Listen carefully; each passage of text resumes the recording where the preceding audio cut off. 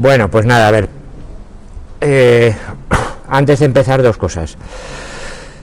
Mandé un correo y habréis visto que hay problema para tarea para hacer con fecha 11 de noviembre.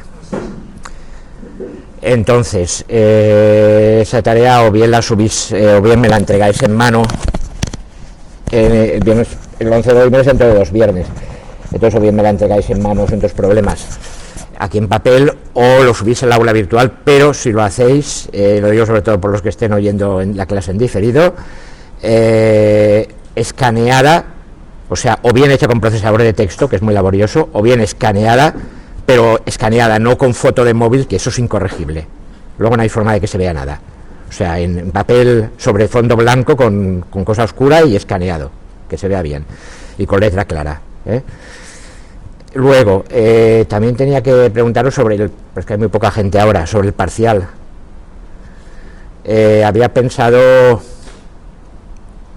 en ponerlo en alguna clase, gastar una clase en hacer el parcial, pero más o menos tendríais que decirme. El parcial llevaría no hasta aquí, sino probablemente, a ver, el sitio más, yo creo que sería hacerlo llegar hasta, a ver, sí,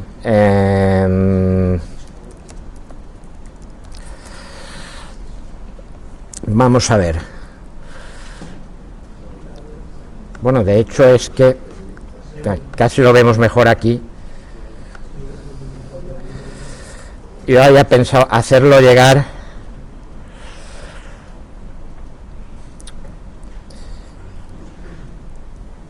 hasta aquí, hasta el final de los sistemas de producción, antes de empezar esa segunda parte, que era la representación del conocimiento con incertidumbre, que es lo que vimos de Meissen y tal. Entonces, hacerlo llegar hasta ahí, hasta sistemas de producción. Decid fecha y decidla pronto. Si no, bueno, primero decid si queréis parcial. Y en caso de que queráis, decidlo pronto. Voy a mandar un correo para avisar a todo el mundo de que... ¿Los parciales eliminan materia? Sí. Entonces, eso, que lo digáis. Voy a mandar un correo hoy, pero que lo digáis pronto, porque el lunes que viene hay clase, o la semana que viene no. Es también.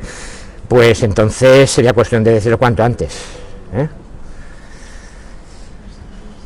Al ser una hora de clase. Ya, no, yo habría pensado quizás el siguiente viernes. El día de la entrega del ejercicio, sí, porque de todas formas os tenéis que hacer para estudiar porque son de esa parte.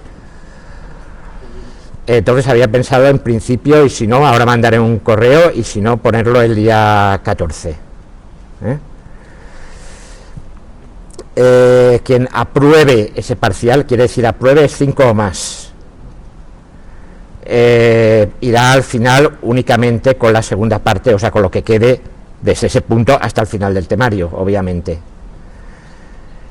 Si quiere, si alguien quiere, ha sacado un 5 y luego dice, ve el examen final y dice quiero hacerlo entero para sacar más nota, pues ya es cosa vuestra, pero en principio el que quiera puede ir solamente a la segunda parte, y el que suspenda pues tendrá que ir a todo, obviamente.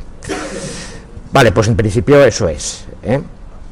De problemas, os he puesto una para entregar el día 14, os pondré otra para entregar antes de Navidad, y otro más para que hagáis en Navidad. Otro boletín de problemas para que hagáis en Navidad. Bueno, ahora quería terminar ya los sistemas de razonamiento con incertidumbre. Había el método, los modelos empíricos, los modelos probabilistas y los modelos posibilistas.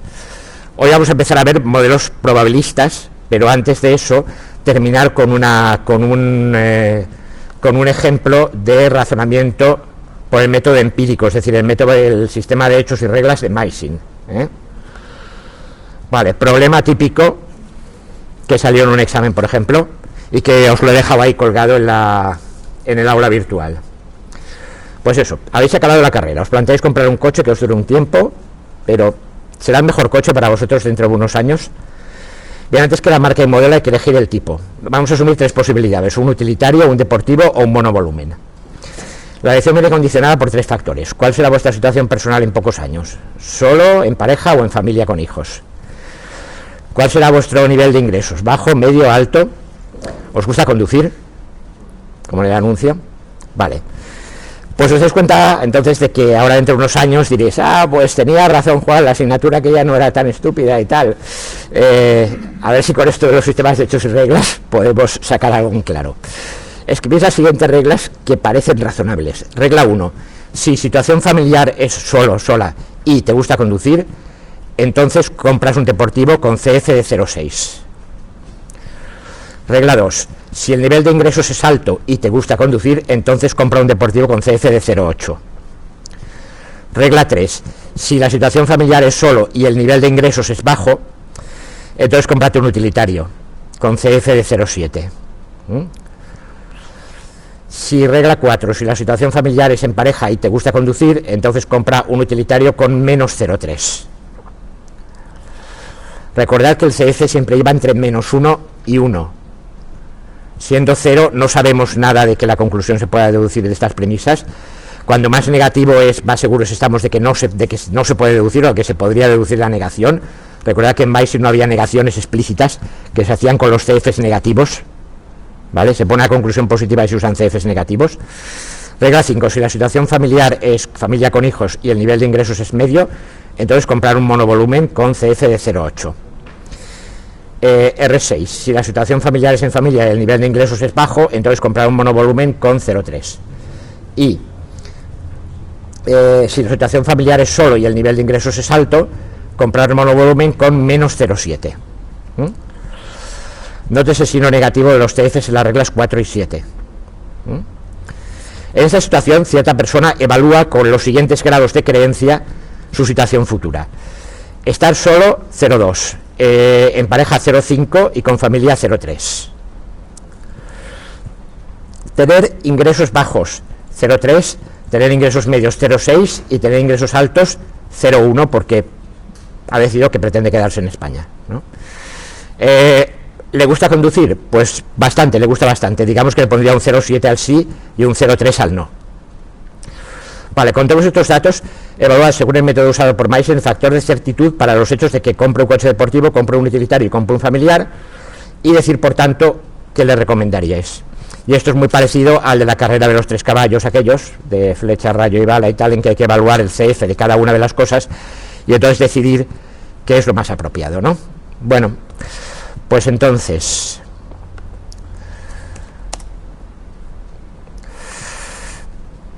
primero que nada, vale, vamos a evaluar, por ejemplo, el hecho de que compre un deportivo.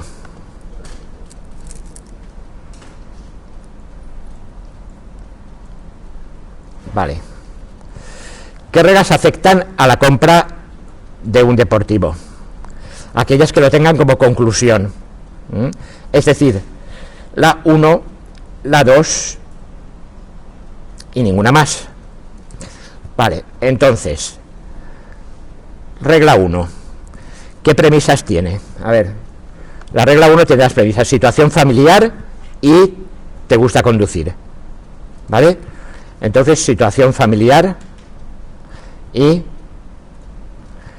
GC voy a poner, A ver, si tu situación familiar es situación familiar igual a solo y te gusta conducir, sí, ¿vale? Vale. ¿Cuáles son las certitudes que se dan en el caso particular que estamos analizando para cada una de estas cosas? Solo 0,2 y te gusta conducir 0,7. 0,2 y 0,7, vale. Ahora, ¿qué se hacía con estas dos? Esto era sí. Entonces, ¿qué se hacía con los sís?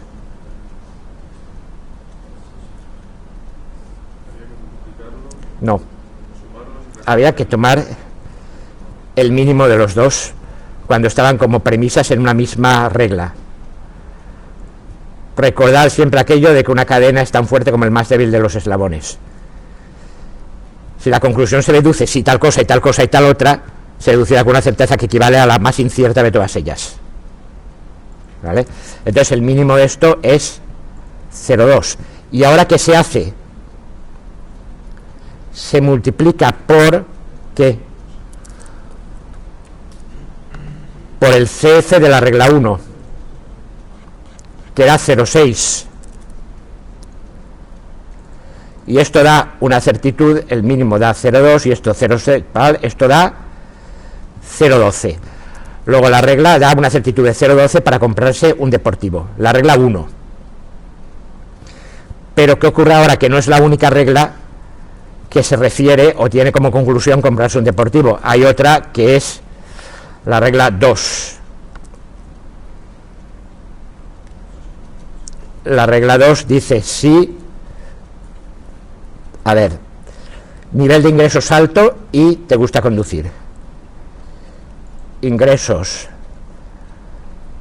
alto y te gusta conducir, sí. Vale, ¿cuál es el nivel de ingresos alto? ¿Qué certitud tenemos nosotros? En nuestro caso, 0,1. Y el te gusta conducir ya hemos visto que era 0,7. Aquí el mínimo da 0,1. Vale. ¿Cuál es el CF de la regla 2? 0,8. Multiplicado por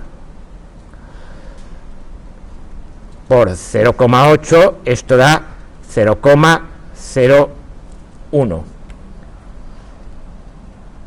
Vale, a ver, esto está bien, un momentito. 0,1 y 0,7, el mínimo es 0,1, efectivamente. Y esto por 0,8 da, no, 0,1 por 0,8 da 0,08. ¿Vale? 0,08. Bueno, ¿y ahora qué? ¿Hay más reglas o no hay más reglas para esto? ¿Qué se hace? Una regla nos da certitud de 0,12 y otra de 0,08. ¿Qué hay que hacer?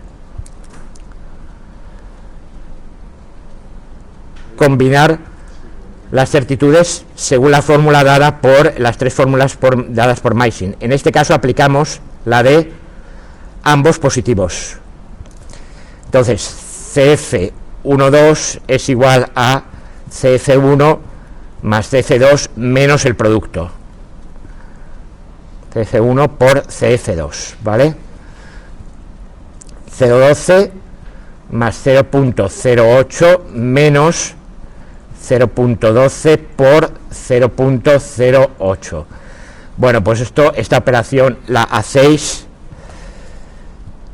y da 0, a ver, ¿dónde estamos? El 0,2 y el exacta, y esto da 0,1904, ¿eh?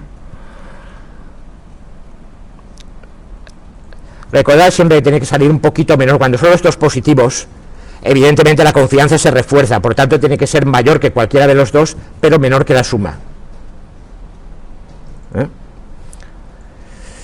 Vale, pues ya tenemos esto, recordad este resultado, 0,1904 para comprarse un deportivo. Vale, siguiente opción, comprar un utilitario.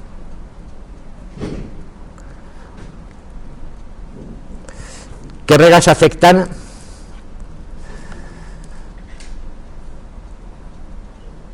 ¿Qué reglas afectan a comprar un utilitario?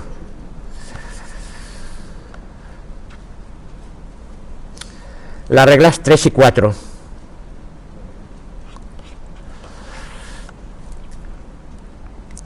Vale, ahora voy un poquito más deprisa, porque a ver, la regla 3 era situación familiar solo y nivel de ingresos bajo. ¿Vale? Situación familiar solo, ingresos bajo. De situación familiar solo teníamos un 0,1, creo recordar. No, 0,2. Y de ingresos, y de ingresos bajos 0,3. Entonces esto es 0,2 y 0,3. ¿Vale? Ahora ¿qué?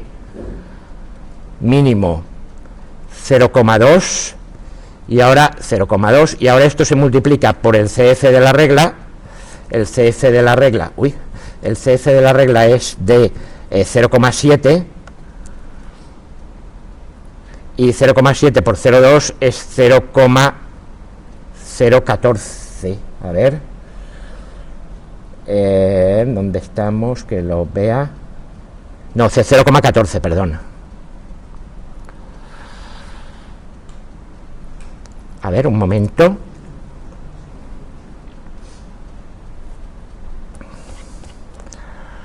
Sí, 0,14. Bien, vale.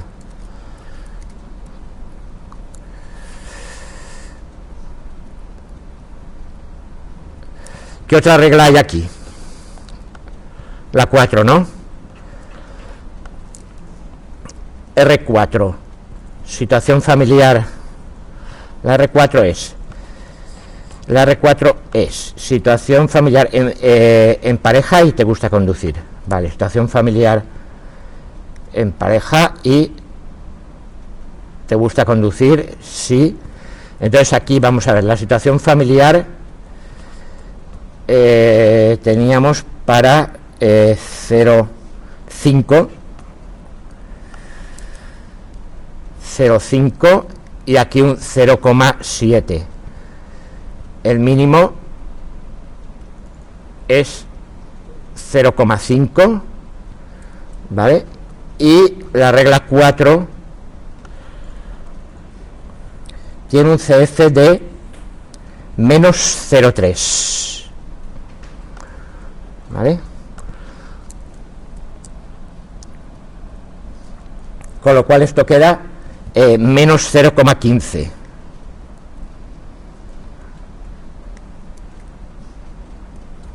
Menos 0,15, ¿vale? Bueno, ahora ¿qué hay que hacer? Combinar. ¿Cómo combinamos esto? CF3, 4 son de distinto signo. CF3 menos CF4 partido por 1 menos el mínimo del valor absoluto de CF3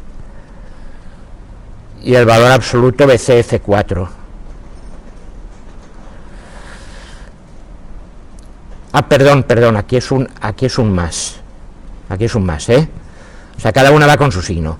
0,14 menos 0,15 partido entre 1 menos el mínimo el valor absoluto de 0,14 es 0,14 y el valor absoluto de menos 0,15 es 0,15.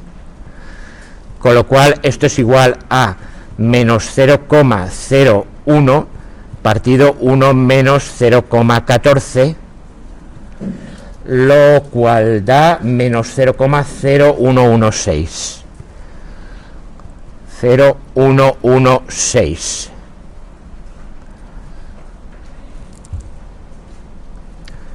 Vale, pues también quedaros con el dato. Y por último,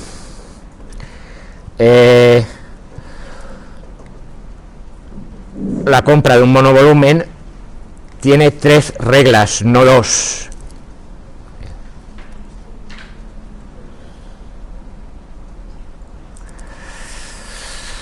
Tiene las reglas 5, 6 y 7. Vale. Regla 5. La regla 5 es situación familiar en familia y ingresos medios.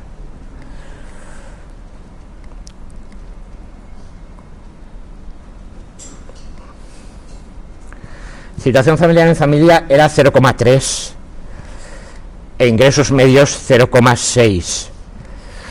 El mínimo de esto me da 0,3.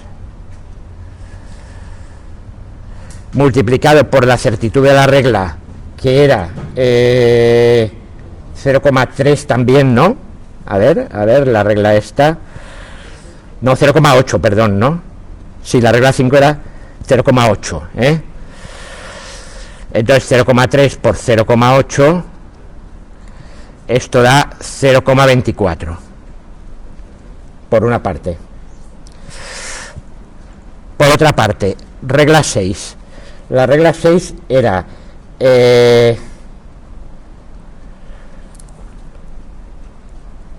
regla 6. Situación familiar en familia y nivel de ingresos bajo. Situación familiar en familia y nivel de ingresos bajo. La situación familiar en familia era 0,3, como acabamos de ver, y el nivel de ingresos bajo era también un 0,3.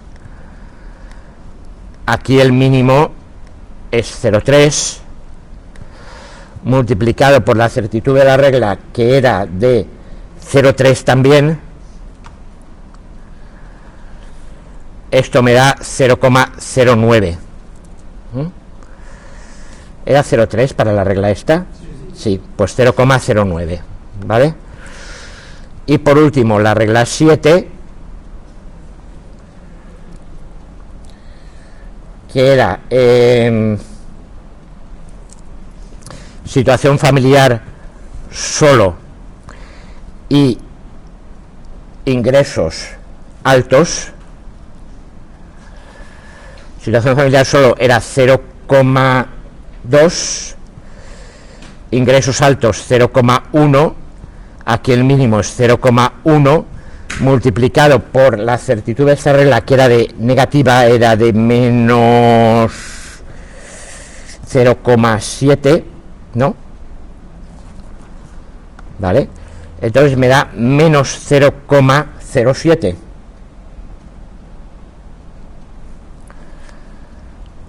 Vale, ya tenemos dos. Ahora hay que combinarlos. Para combinarlos, los combinamos 2 a 2 siempre, y sabéis que no importa el orden. Entonces vamos a combinar, por ejemplo, estos dos, y me da CF56. A ver, ¿aquí qué fórmula tengo que usar? 0,24 más 0,09 menos 0,24 por 0,09 igual, a ver, a 0,3048. Y ahora lo tengo que combinar con esta otra de aquí. Y entonces CF567, ¿ahora qué fórmula tengo que usar? La de anterior, la del más menos, entonces será 0,3048 menos 0,07, la suma, cada una con su signo, partido 1 menos el mínimo del valor absoluto de 0,3048 y valor absoluto de menos 0,07, igual por tanto a 0,3048 menos 0,07 partido entre 1 menos 0,07, que es el mínimo de los dos valores absolutos. Eso da 0,2563.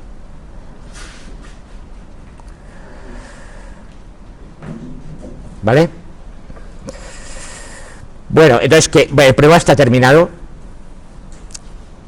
Básicamente lo único que hay que hacer ahora es mirar qué quedaba y recordar, bueno, las pizarras que borraba anteriormente, que quedaba para la compra de un utilitario, quedaba menos 0,016 menos 0,016, para la compra de un deportivo quedaba 0,1904,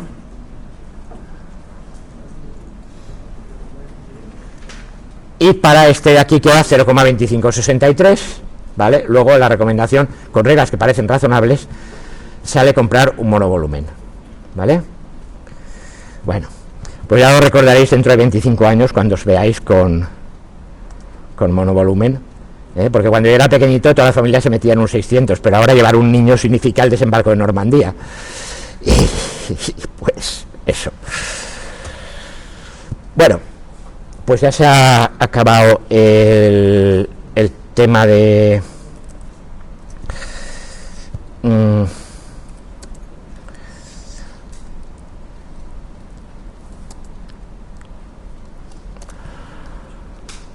vale, entonces representación del conocimiento. Ya digo, el parcial llegaría hasta aquí, hasta el final del punto este del 2. Esto que estamos explicando del conocimiento impreciso, ya lo explicamos el primer día. Esto va para el segundo, modelos empíricos, que es lo que acabamos de ver completamente con 2 ejemplos, y ahora vamos a modelos probabilistas.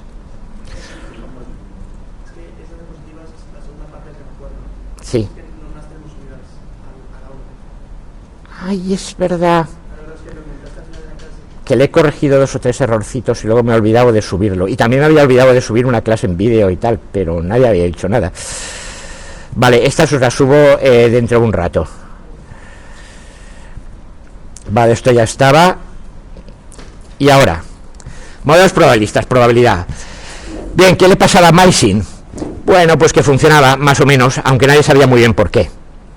Quiero decir, bueno, porque son razonables, las formas de combinación de la certitud y el manejo de la certitud es más o menos razonable, pero no tiene ningún fundamento teórico, y de hecho es posible encontrar contraejemplos en los que reglas de este tipo llevan a conclusiones manifiestamente absurdas, hábilmente combinadas. Entonces, alguien dijo que lo que había que hacer era la probabilidad de toda la vida, que los axiomas de la probabilidad estaban muy claros desde Kolmogorov, que es algo bien fundamentado, que funciona y que por qué no lo tenemos que aplicar si ya lo conocemos. Entonces, recordatorio de probabilidad básica que supongo deberíais haber visto en primero o alguna cosa de esas. A ver, ¿qué es la probabilidad? Esencialmente, yo tengo sucesos que pueden ocurrir o no. Y en particular, voy a descomponer todo lo que puede ocurrir en una situación dada en sucesos elementales y sucesos compuestos. Sucesos elementales son aquellos hechos atómicos que no se pueden descomponer más, es decir, que cada uno de ellos sucede o no sucede independientemente, y son los que pueden ocurrir como resultado de un experimento o de un suceso regido por el azar. Por ejemplo, el lanzamiento de una moneda. ¿Qué sucesos elementales hay ahí? Que salga cara o que salga cruz. En una extracción de lotería, que salga el número 1 o el 2 o el 9.999 o 99.999, o sea, todos los que haya en el bombo, y así sucesivamente, ¿vale? Esto es un suceso elemental. Ahora bien, en el cálculo de probabilidad generalmente trabajamos también con sucesos compuestos, es decir, un suceso es cualquier conjunto de sucesos elementales, incluido el conjunto vacío, que lo representaré así, como en teoría de conjuntos, también el conjunto de todos los sucesos que pueden ocurrir, o también llamado el conjunto universal, que denotaremos por E, y luego todos los demás conjuntos o subconjuntos que yo pueda hacer. Por ejemplo, los conjuntos que tienen un único suceso elemental, los que tienen 2 sucesos elementales, etcétera. Por ejemplo, en el lanzamiento de un dado, un suceso elemental sería que salga un 1, que salga un 2, que salga un 3. Un suceso en general compuesto sería, por ejemplo, que salga un número par, o que salga un número menor que 4, ¿vale? El que salga un número menor que 4 es el suceso compuesto formado por la unión de los sucesos elementales, que salga un 1, que salga un 2 o que salga un 3. La unión de conjuntos siempre se representa, siempre es lo que traduce a un OR lógico, y la intersección de conjuntos siempre traduce a un AND lógico. Bueno, pues al conjunto de todos los subconjuntos de E se le llama el conjunto de las partes de un conjunto, denotado por P cursiva de E, y eso es el espacio de sucesos. Por ejemplo, en el caso del dado, el espacio de sucesos es el conjunto formado por el conjunto vacío, el conjunto formado por el 1, el conjunto formado por el 2, así hasta el formado por el 6, el conjunto formado por el 1 y el 2, etcétera, el conjunto formado por el 1, el 2 y el 3, y así sucesivamente, el conjunto formado por el tal, ¿vale? Esto representaría no tirar el dado, esto representaría tirar y que salga un 1, tirar y que salga un 2, esto representaría tirar y que salga un número menor que 3. Esto representaría, y así sucesivamente. Y este último significaría tirar el dado y que salga algún número, ¿vale? Como el ejemplo aquel que os dije de la lotería, que siempre lo que decían las madres, pues a alguien le toca, sí, claro, ya, pero es que este no es el suceso en el que yo estoy interesado. El suceso que estoy interesado es un suceso de aquí, que es el 49.312, que es el que tengo yo, ¿vale? Y eso es uno solo de un conjunto de muchos sucesos. ¿Cuántos sucesos hay, por cierto, en el conjunto de las partes de un conjunto? Si el cardinal, es decir, el número de elementos de E es n, entonces el cardinal del conjunto de las partes de E es 2 elevado a n. Esto se puede ver muy fácilmente imaginando los sucesos elementales como bits en una cadena. Entonces cada uno de ellos, en cada uno de estos conjuntos, vendría determinado por un número binario. Por ejemplo, el 1, 2, 3, este vendría determinado por el 1, 1, 1, 0, 0, 0, porque es el conjunto que contiene al 1, al 2 y al 3 y no al 4, al 5 y al 6.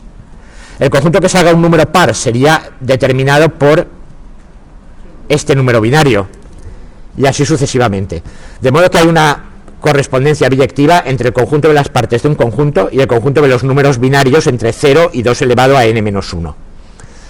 ¿Cuántos números de esos hay? Obviamente 2 a la n. Por tanto, el conjunto de las partes de un conjunto tiene cardinal 2 a la n. ¿Vale? Queda claro eso, la distinción entre suceso elemental y suceso compuesto. Y el espacio de sucesos, que es el conjunto de todos los sucesos que pueden ocurrir, elementales o compuestos, incluyendo al conjunto vacío y al conjunto universal.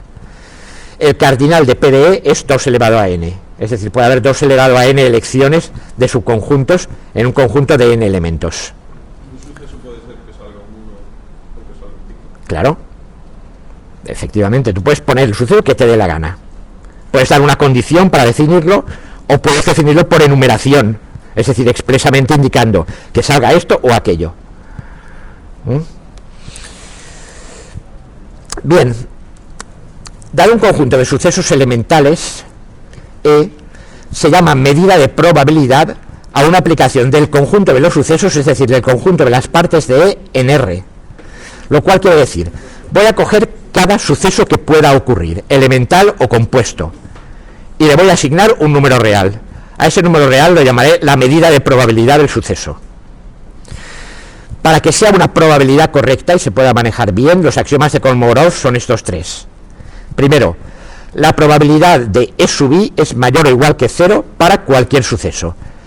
Es decir, la probabilidad de un suceso es un número positivo o nulo, siempre. Voy a determinar que voy a hacer esa correspondencia. Nunca asignaré probabilidades negativas a nada. Eso no existe ni tiene sentido. ¿Vale? Estos no son factores de certitud. Ni los factores de certitud son probabilidades. ¿Vale? No tiene nada que ver. Bueno, tiene que ver, pero no son, ¿vale? Entonces, primero, la probabilidad es un número mayor que 0. Segundo, la probabilidad del conjunto universal debe ser 1. Es decir, debo asignar un 1 a la probabilidad de que ocurra algún suceso. Tercer axioma. Dados n sucesos disjuntos entre sí, o sea que la intersección de cualesquiera dos es el conjunto vacío, ¿vale? Dos sucesos cualesquiera. Por ejemplo, ejemplo de sucesos disjuntos en el dado, que salga un número par y que salga un número impar. Ejemplo de sucesos disjuntos, que salga un número menor que 3 y que salga un número ¿qué? Mayor o igual que 3. ¿De acuerdo? Bien, pues si tenemos un montón de sucesos disjuntos, una colección de sucesos disjuntos, la probabilidad de la unión de todos ellos es la suma de las probabilidades. Es decir, yo tengo que asignar numeritos, probabilidades, de tal forma que cumplan esto. Si no lo cumplen, aunque sea un caso, eso no es una medida de probabilidad correcta. Sobre un mismo conjunto existen infinitas medidas de probabilidad, tantas cuantas quieras, porque las asignas tú. Pero para que lo sean realmente, cualquiera de ellos tiene que cumplir estos tres axiomas. ¿Vale? O sea que la probabilidad es algo que tú asignas, ojo. Normalmente haces unas... pero no existe la probabilidad, por ejemplo, la probabilidad de que salga cara al tirar la moneda. ¿Qué sucesos tienes? No tirar la moneda, que salga cara, que salga cruz, que salga o cara o cruz, ¿vale? No tienes más sucesos. Son 2, pues por tanto son 4, evidentemente, ¿de acuerdo? Entonces, ¿qué probabilidades vas a asignar? Pues normalmente asignarías probabilidades de 0, 1 medio y 1, ¿vale? Y en ese caso tendrías que esto se cumpliría, porque los dos sucesos, 1 medio y 1 medio, son disjuntos, y la probabilidad de la unión de las dos, que es que salga cara o que salga cruz, es 1 medio más 1 medio, que sería 1. Vale. Entonces, esa medida de probabilidad es correcta. Pero también si asignas 0, 1 tercio, 2 tercios, 1, sigue siendo una medida de probabilidad correcta. Y reflejaría el hecho de lanzar una moneda cargada. Pero ahí no está violando el segundo axioma, de que la probabilidad ¿Del conjunto universal es 1? No, el conjunto universal es el último. El que claro, vale. claro. La unión de todos ellos. No es el conjunto de las partes. No. Ojo, el conjunto de las partes de un conjunto es un conjunto de conjuntos. Cuidadito. Ojo aquí. Esto es un conjunto de conjuntos. Esto es el conjunto universal, esto es el conjunto vacío. Que son dos elementos de PDE. A los que también se asigna probabilidad como a cualquier otro. Vale. Bueno, pues a partir de estos axiomas, es muy fácil probar que, primero, la probabilidad del conjunto vacío es nula. O sea, si haces una medida de probabilidad que cumpla esto, entonces se saldrá que la probabilidad del conjunto vacío es nula, la probabilidad de que no ocurra ningún suceso es cero, que para cualesquiera sucesos, uno incluido en el otro, se cumple que la probabilidad del primero es menor o igual que la probabilidad del segundo. ¿Vale? Que salga un número menor que 3 tiene cierta probabilidad, que salga un número menor que 4 tiene otra probabilidad. Vale, pues la primera tiene que ser menor que la segunda si has hecho correctamente las asignaciones. Y finalmente, la probabilidad resulta ser siempre un número comprendido entre 0 y 1. ¿Vale? Por lo tanto, si has hecho una asignación correcta de probabilidad, primero tendrás que hacerla, como ya sabes que se te va a cumplir esto, tendrás que hacerla para números en el intervalo 0,1, intervalo cerrado 0,1, ambos inclusive, y luego tendrá que cumplir esto de aquí. Bien, y repito, hay dos versiones de probabilidad, digamos, la probabilidad objetiva y la probabilidad subjetiva. La probabilidad subjetiva es la que asigna el sujeto. La probabilidad objetiva es la que, entre comillas, se asignaría a partir de los hechos reales del mundo en base a medidas experimentales o a conocimiento cierto o a cualquiera de ese estilo. O sea, exactamente, imaginemos que estamos convencidos de que la moneda está perfectamente fabricada y tal, asignarías un medio. ¿Vale? Que no estoy convencido, ¿qué tendría que hacer? Probar muchísimas veces y ver si se desvía del un medio. ¿Vale? Esta sería la forma correcta. La forma que usa la gente normalmente es la probabilidad subjetiva. Por ejemplo, ¿por qué comprar la lotería? Porque asigna una probabilidad mayor al hecho de que caiga en mi número que al hecho de que caiga. O porque cuando se va a comprar a una administración, ¿vale? Ahí sí que están haciéndolo bien. Asignar una probabilidad mayor a que caiga en cierta administración de lotería. Y eso es verdad, porque muchísima gente compra en esa administración de lotería. Ahí lo que están haciendo es confundir confundir el suceso que les interesa. Están confundiendo que me toque a mí con que toque la administración de lotería en que yo he comprado. ¿Vale? Bueno, entonces recordáis esto de probabilidad de cuando lo visteis y tal, ¿vale? El número en 0,1 para cada suceso correcto. Y ahora, se define la probabilidad condicional de un suceso A dado B, denotada como P de A si B, esto se lee P de A si B, como la probabilidad que ocurra A si sabemos o asumimos que B ha ocurrido. La probabilidad de A si B es la probabilidad de A intersección B partido por la probabilidad de B, lo que implica suponer que incondicionalmente la probabilidad de B es distinta de 0. Ahora, si la probabilidad de B fuese 0, la probabilidad de A si B, ¿cuánto sería? Claro, no, sería 0. O sea, si tú asumes que B no ha ocurrido, entonces la probabilidad de A si ocurre B es 0, porque sabes que B no ha ocurrido, ¿vale? Entonces no hay caso. En otro caso, si la probabilidad de B es distinta de 0, entonces la fórmula para calcular la probabilidad de A si B es la probabilidad de A intersección B partido por la probabilidad de B. Es decir, la probabilidad de que ocurran los dos a la vez partido por la probabilidad de que ocurra B, ¿vale? Entonces, en un sistema de hechos y reglas, esto era lo de siempre de la probabilidad condicionada, que llevaba el teorema de Bayes y todas aquellas cosas, ¿eh? En un sistema de hechos y reglas, vimos reglas en la forma if C sub A1, C sub A2, C sub A tal, then C sub C con una cierta G. ¿Vale? Esto eran las reglas clásicas que habíamos visto hasta ahora. Los C sub A son condiciones o afirmaciones. Ahora la G ya no es un factor de certitud. Va a interpretarse esta vez como la probabilidad de que el consecuente ocurra o sea cierto si lo son todas las condiciones, es decir, todos los antecedentes. Es igual que el CF. En el CF es ¿qué grado de creencia tengo yo en que ocurra no sé qué? Si creyera firmemente con CF1 que todos han ocurrido. Ahora esto es, ¿qué probabilidad asignaría yo a que ocurra esto? Si sé con certeza que todas las condiciones han ocurrido. El significado es parecido, aunque no es exactamente igual, ¿eh? Entonces, en este sentido, vamos a ver la probabilidad de, ¿qué estamos haciendo? G, expresado en forma de probabilidad, sería la probabilidad de la conclusión si sabemos que han ocurrido todos ellos. El han ocurrido todos ellos lo pongo como un AND, y por tanto es una intersección, ¿vale? Esa probabilidad que hubiera ocurrido uno, y el otro, y el otro, y el otro. Es posible bueno, no es posible nada. A ver, esto tal cual, ¿vale? Esto es probabilidad de intersección. Entonces, ¿qué ocurre? Por la fórmula de la probabilidad condicional, esto será la probabilidad de C y todo lo demás partido por la probabilidad de todo lo demás, ¿vale?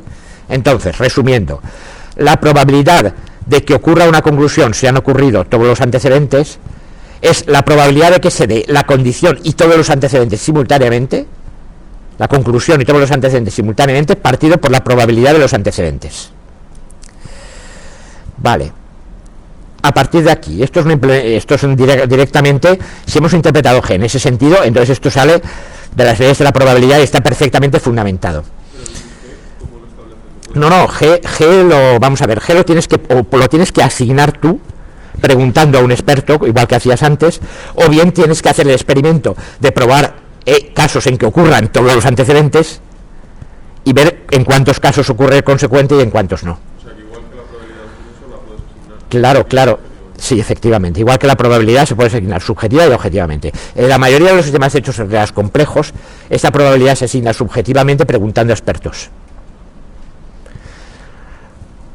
¿Cuántos casos ha visto usted en que ha pasado todo esto y el paciente tenía sarampión? ¿Vale? Y a lo mejor te dicen, ninguno, porque si pasa eso sé que no. Entonces 0. ¿Vale? Entonces, ¿qué haces? Quitas el ingeniero del conocimiento quita esa condición de la regla y vuelve a preguntar, vale, y si pasaran todas menos esta, pues ahí yo diría que seguramente la mitad de las veces tenga sarampión, ¿vale? ¿Y cómo sabría que no? Es que le haría no sé qué otra prueba. Siguiente regla, todas las anteriores y el resultado de la prueba es positivo. 1. Con esto, interrogando y tal, poco a poco vas construyendo tu sistema de hechos y reglas. Bueno, ahora, ¿cómo lo manejas? Pues en MySQL lo manejábamos con la certitud, las combinaciones de certitud y todas esas cosas que ya vimos. Aquí hay un modelo probabilista que es el que se usó en Prospector modificado. Prospector es el ejemplo que os puse de sistema experto de prospección geológica, aquel que los hizo ricos encontrando minerales, especialmente en Estados Unidos, ¿eh? Bueno, pues se hace el conjunto de todos los sucesos que aparecen al menos una vez en cualquier hecho o regla del sistema. Es decir, cualquiera que aparece en los if no sé qué y no sé qué y no sé qué. Algunas de estas cosas aparecerán también en más reglas. Es muy posible que algún antecedente o alguna condición aparezca usado en muchas reglas. Bien, solo lo considero una vez, ¿eh? Estos son todos los distintos que pueden aparecer alguna vez en alguna regla. Y ahora con ellos podemos construir los sucesos siguientes y sus equivalentes como conjuntos. Sea el suceso S1 igual a que todos estos sucesos se den a la vez. El conjunto equivalente sería la intersección de todos ellos. Sea S2 el conjunto de que se den todos los sucesos y el último no se dé. ¿Vale? Es decir, se den todas estas condiciones, pero la última no se cumpla. Esto sería el equivalente a C sub 1, intersección C sub 2, intersección no C sub n. Esto de aquí significa el conjunto complementario de un conjunto, ¿vale? Que es todo lo que no es él. S3, C sub 1, C sub 2, y ahora no C sub n menos 1 y C sub n. Y esto equivale a esto. ¿Cuántos sucesos de estos puedo construir? Puedo poner el not en cada uno de los antecedentes, luego ponerlo en 2 antecedentes, luego en 3, luego en 4, hasta ponerlo en todos. Este sería el último, el que he puesto en no en todos. ¿Cuántos de estos va a haber? Claramente 2 a la n. De nuevo, si los imagináis como bits, puede estar afirmado o negado. Si el afirmado es un bit 1 y el negado es un bit 0, aquí tendríamos un número de n bits con todas las combinaciones posibles de unos y ceros, y esos son 2 a la n. Así que en principio yo tengo aquí 2 a la n sucesos. Y aquí tengo sus correspondientes conjuntos. Pero acabamos de construir cada uno de los S sub i, lo voy a llamar suceso, va a ser un suceso elemental, en el sentido de que puedo definir un conjunto E, ojo, aunque parezca que no es elemental. Porque no es en realidad, intuitivamente, sí que dirías este es componible. Pero para mi formulación, yo lo voy a tomar como si fuese un suceso elemental. ¿Por qué puedo considerar que es un suceso elemental? Porque fijaos que 2 de estos nunca se dan a la vez. Bueno, a ver, sí, se pueden dar varios de ellos a la vez, pero exactamente el suceso 1 y el suceso 2 No se podrían dar. ¿Por qué? Porque C sub n tendría que cumplirse y no cumplirse simultáneamente. Entonces sí que los puedo considerar como un suceso elemental tal que el conjunto de las partes de E sea S sub 1 hasta S sub 2 a la n. ¿Vale? El conjunto universal, ¿cuál sería aquí?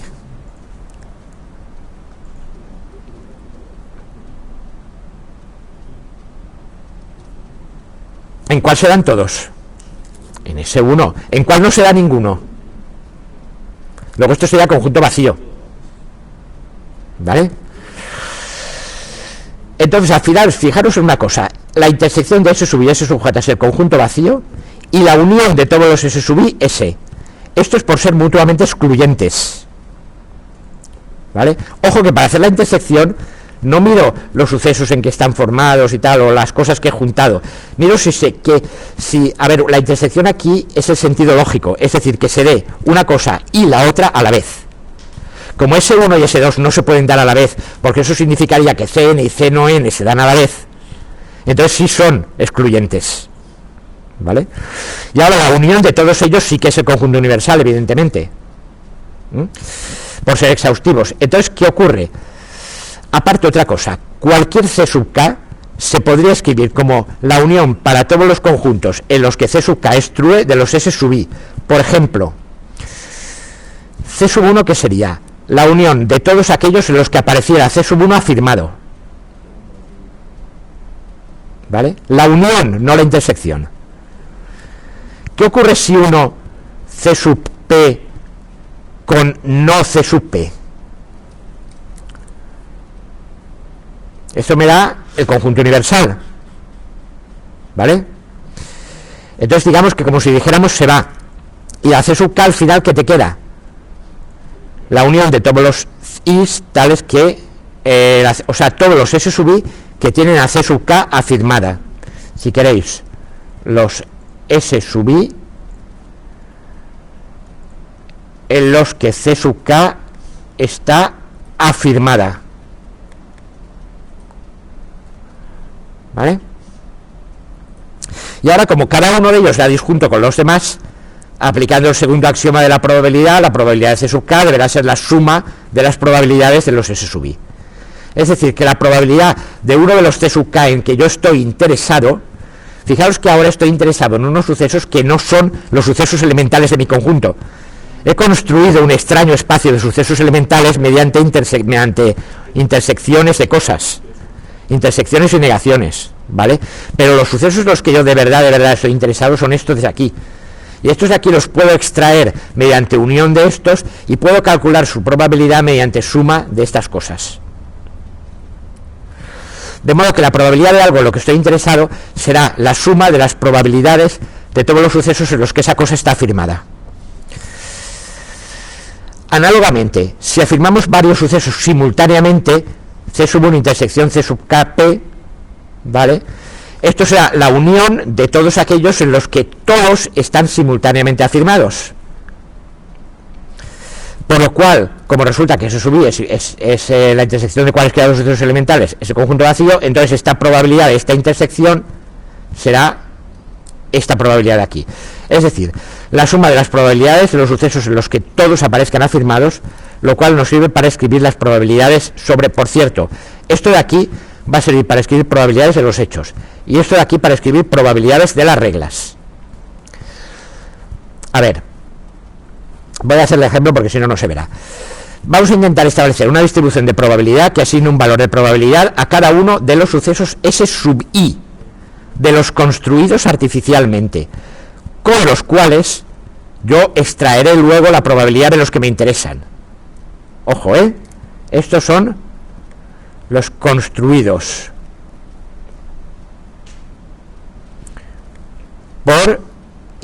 por AND de afirmados y negados. Y con eso y estas fórmulas obtendré la probabilidad de lo que de verdad me interesa, que son los C sub k. No sabemos de entrada cuánto vale la P de S sub i para ningún S sub i, en principio.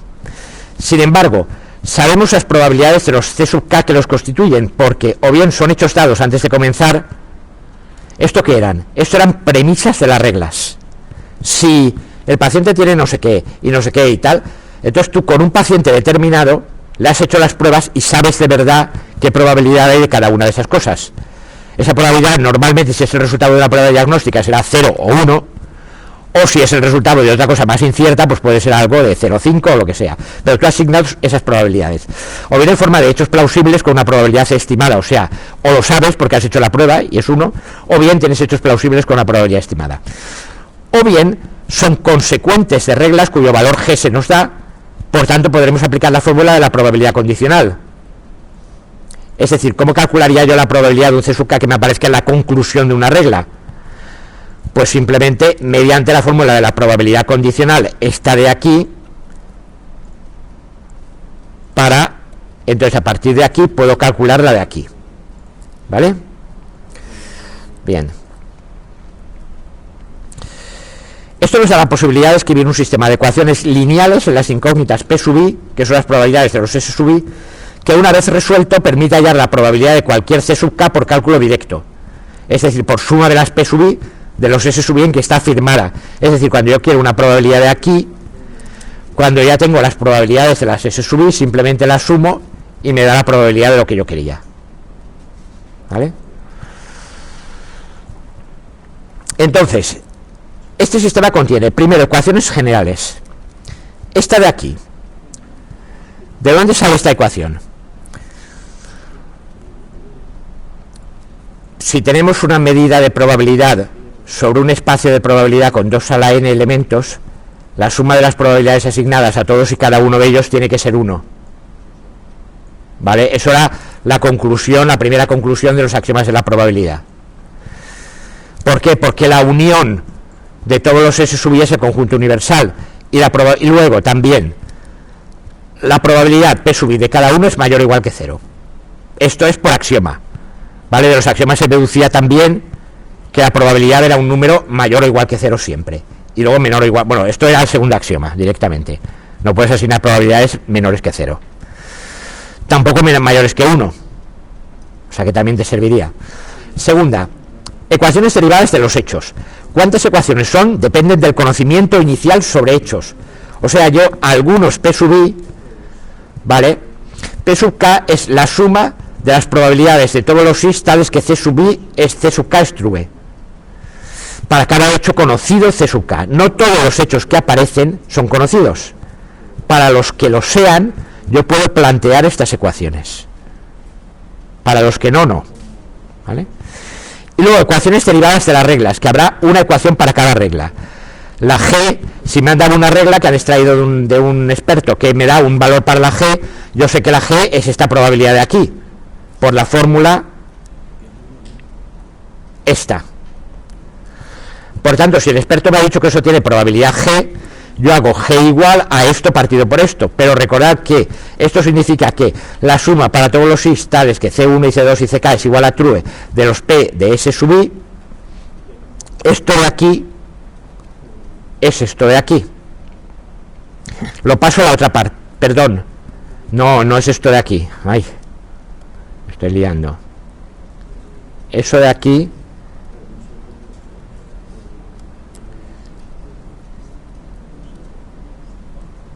es esto de aquí, ¿vale? Que pasa multiplicando G por todo eso, entonces me queda, y esto de aquí es esto de aquí.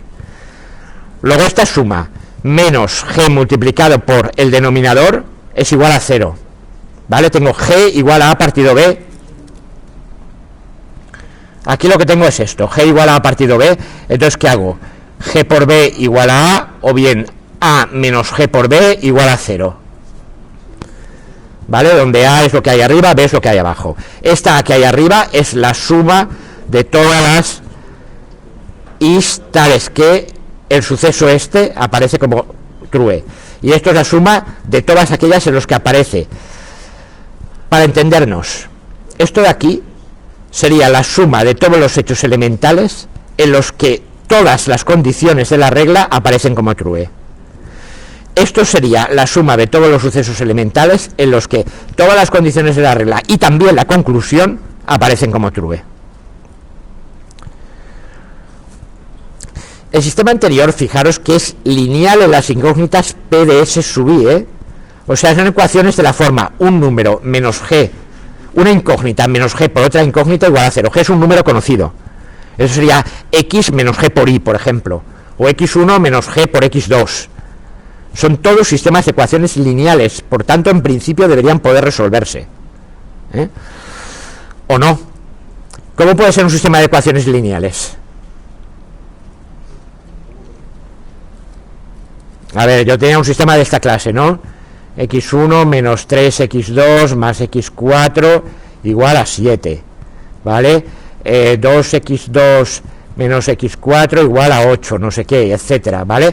Esto que representaba, recordábalo como la matriz del sistema por x1, xn igual a la matriz de términos independientes, el vector de términos independientes y tal, ¿vale? Un sistema lineal de esta clase, ¿cómo podía ser? ¿Dependía de qué? ¿De qué dependía?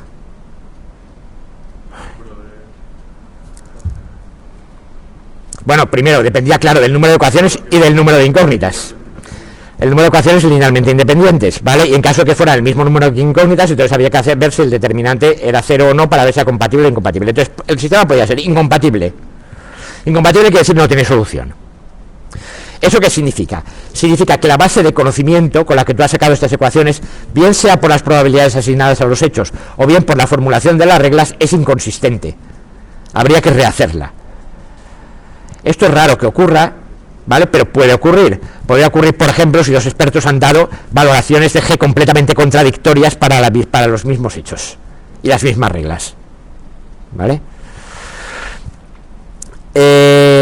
O bien porque algunos hechos se contradicen entre sí o cosas de ese estilo. Entonces esto significa que habrá que rehacerla, pero no suele ser el caso, ahora veréis por qué. Lo compatible determinado. Tienes tantas ecuaciones como incógnitas y hay una sola asignación de probabilidad para cada hecho, sea premisa o sea conclusión. El problema entonces está resuelto. Se resuelve el sistema lineal y fin del problema. O bien lo normal, compatible indeterminado, que es el caso más común. ¿Por qué? Porque el número de incógnitas es enorme. Es enorme. Si yo tengo n premisas y conclusiones, el número de incógnitas posibles es cada combinación posible de todas ellas afirmada o negada, y eso es 2 a la n. Si tengo un sistema que dice if a, b, then c, ¿vale? Ahí ya tengo tres cosas, y el número de posibilidades es 8. A y b y c, a y b y no c, a y no b y c, a y no b y no c, no a y b y c, ¿vale? Entonces, ¿qué pasa? Que el número de incógnitas, porque ojo, las incógnitas son las probabilidades de cada una de esas cosas, no las probabilidades de A, de B y de C, que algunas las sé y otras no, y estoy haciendo todo esto para ver las que no,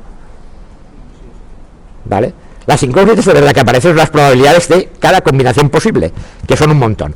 Entonces, ¿qué pasa? Que el número de incógnitas tal. Entonces, en ese caso, es compatible e indeterminado, porque tengo muchas menos ecuaciones que incógnitas, ¿vale? Y hay infinitas soluciones.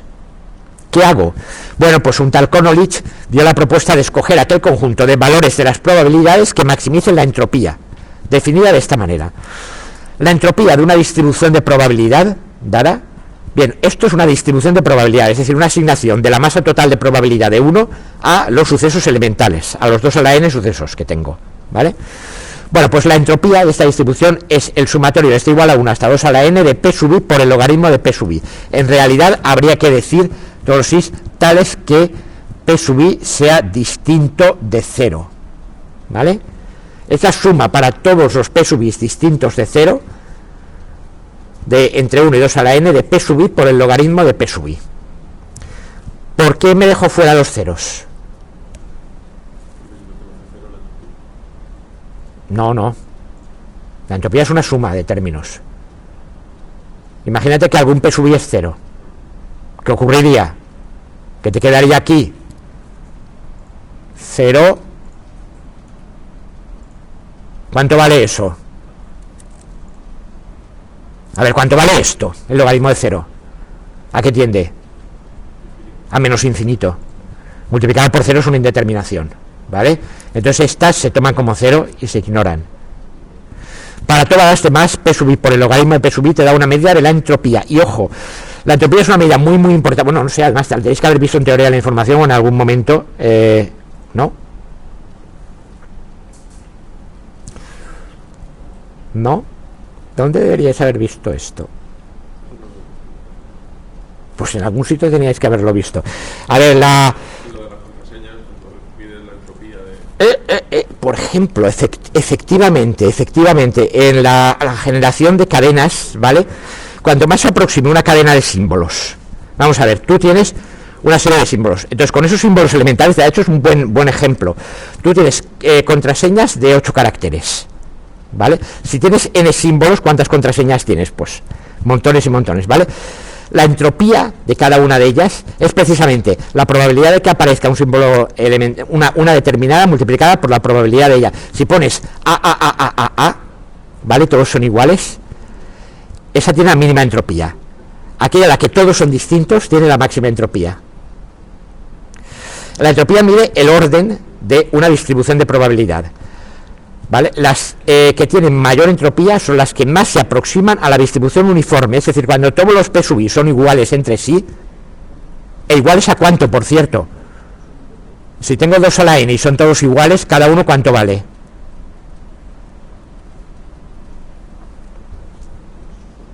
Obviamente, ¿vale? Si tengo esa distribución, es decir, en que todos los sucesos elementales tienen la misma probabilidad de ocurrir, eso es lo que en estadística se llama una distribución uniforme. Es equivalente, por ejemplo, a la distribución en el tirar el dado, en que tienes probabilidad de un dado no cargado, tienes probabilidad de un sexto para cada uno de los números, ¿vale? Bueno, pues esa distribución es la que tiene la máxima entropía y, por tanto, la mínima información, ¿vale? La mínima información, ¿por qué? Porque tú no puedes predecir de ninguna manera cuál va a ser el resultado del siguiente suceso elemental. En cambio, si tienes un dado cargado, lo pruebas muchas veces y obtienes esto, y todos los demás un poco más bajos, ¿vale? Bueno, en realidad, ¿qué obtendrías, por cierto, con un dado cargado? Uno más alto de lo normal, otro más bajo de lo normal, que sería el de la cara opuesta, y los demás repartiéndose la probabilidad que queda. Probablemente, ¿vale? O sea, esto igual a esto y esto, un poco más alto, un poco más bajo, y lo demás reparte la masa de probabilidad que queda. Con esto, la entropía es mayor, lo que quiere decir que tú tienes más información de aquello. Es decir, a la hora de predecir, si a ti te dijeran apostar en un juego de este tipo, ¿qué harías? Apostarías predominantemente a esto, y a la larga terminarías ganando en sucesivos números de juegos.